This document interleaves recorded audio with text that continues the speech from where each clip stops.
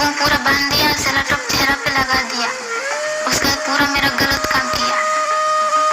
उसके बाद पूरा बेहोश हो गया तो बोरा में बांधा, उसके बाद नदी में फेंक दिया। जय हिंद दोस्तों, क्या आप जानते हैं कि सिर्फ 2021 में इंडिया में हर दिन 8 बच्चों को ट्रैफिक किया गया, चाहे वो ह्यूमन ट्रैफिक हो, वीमेन ट्रैफिक हो या चिल्ड्रन ट्रैफिक हो। इतना ही नहीं, एक रिपोर्ट के अनुसार इंडिया पूरे वर्ल्ड में डेंजरस कंट्री है वीमेन ट्रैफिकिंग के लिए। ये नंबर आफ्टर कोविड-19 के बाद बढ़ा है, ना कि घटा।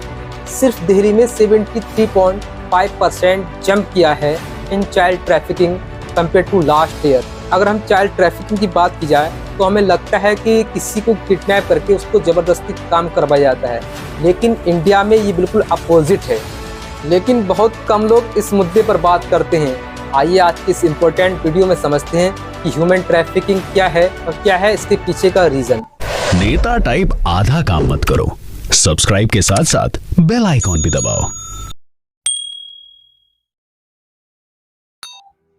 एक्चुअली दोस्तों, इस पूरे घटनाक्रम की कहानी स्टार्ट होती है सेक्स वर्क के लिए, क्योंकि गर्ल्स को ट्रैफिक किया जाता है।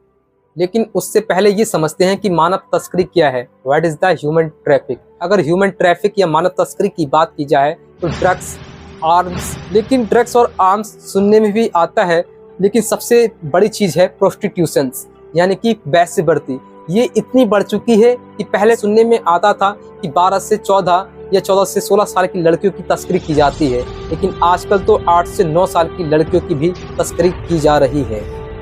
अगर आसान शब्दों में मानव तस्करी को समझा जाए तो किसी भी इंसान को बहला फुसला कर, शादी का झांसा देकर, नौकरी का झांसा देकर या प्यार का झांसा देकर ले जाना मानव तस्करी कहलाता है। लेकिन बात अभी रुकी नहीं, सबसे इम्पोर्टेंट है कि इसके पीछे का कारण क्या है, what is the reason behind the human traffic. अभी दोस्तों मैं रिसेंटली एक इंटरव्यू देख रहा था। एक मैडम है पल्लवी घोष, थोड़ा इनके बारे में बताता चलूं। एक्चुअली जो मैडम है पल्लवी घोष, ये एंटी ह्यूमन ट्रैफिक एक्टिविस्ट हैं। इन्होंने अब तक 5000 लड़कियों को रेस्क्यू किया है कोठों से। तो वो मैडम बताती है कि इसके पीछे का सबसे बड़ा कारण है पॉवर्टी, यानी गरीबी, इलेक्ट्रिसिटी, अशिक्षा, और एक थर्ड बताया था डिजास्टर। तो दोस्तों मैं इनका इंटरव्यू सुन रहा था तो बताती हैं कि सबसे पहले इनका रेस्क्यू था बंगाल का। कि बंगाल में एक लड़की मेला देखने जाती है अपनी जिगरी दोस्त के साथ, और वो दोस्त ले जाती है। वो लड़की जब मेला देखने जाती है, मेले में बर्फ का गोला खाने के बहाने से चली जाती है, और वो जो उसकी दोस्त होती है, जिगरी दोस्त, वो अपने बॉयफ्रेंड को कॉल करती है और बॉयफ्रेंड आ जाता है। लेकिन उस लड़की को ये पता नहीं कि मेरे साथ इंसिडेंट होने वाला है। वो लड़की आती है उसे, और उसका बॉयफ्रेंड आता है और अपने बॉयफ्रेंड के बारे में बताती है, और थोड़ी बहुत उससे नेगोशिएशन होती है, बातचीत होती है, और उस लड़की को बाइक पर बिठाला जाता है।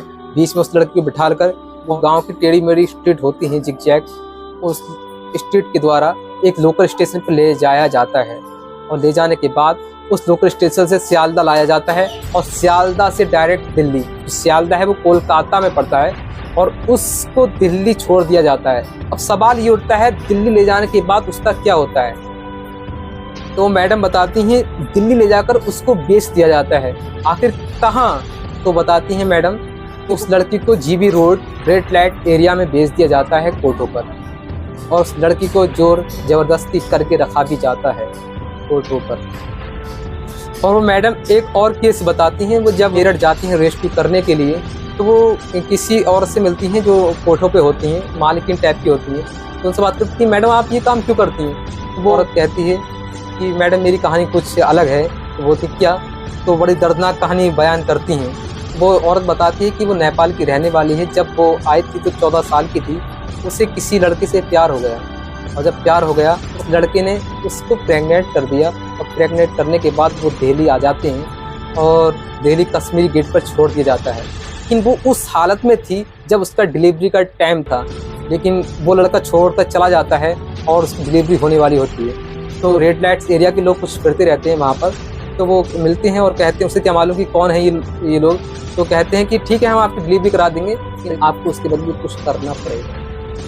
वो समझी नहीं, लेकिन उसकी डिलीवरी करा दी जाती है, और डिलीवरी कराने के बाद उस औरत से कहा जाता है कि आपको सेक्स वर्क करना पड़ेगा, यानी कि कोठों पर धंधा करना पड़ेगा। अब आप सोच सकते हैं कि उस औरत की कैसे ज़िंदगी तबाह कर दी। आखिर वो चली जाती है, मजबूरी होती है क्योंकि अब घर वापस जा नहीं सकती और वो कोटे में चली जाती है। काफ़ी एज हो जाती है, 35 साल तक लगभग काम करती है। तो बताती है मैडम जो मैंने आपसे शेयर की, लेकिन ये किसी को बताना मत, मेरे 2 बच्चे भी हैं जो कि फॉरेन कंट्री में एजुकेशन के पर्पज से रह रहे हैं, लेकिन उन्हें ये नहीं पता कि मेरी माँ क्या करती है। मैडम बताती कि उन्होंने 5000 लड़कियों का रेस्क्यू किया। के साथ ज़्यादातर मोस्टली ये केस सामने आए कि उन लड़कियों के साथ पास्ट में कुछ इंसिडेंट ऐसा हुआ कि जिन इंसिडेंट से उन लड़कियों की ज़िंदगी तबाह हो गई।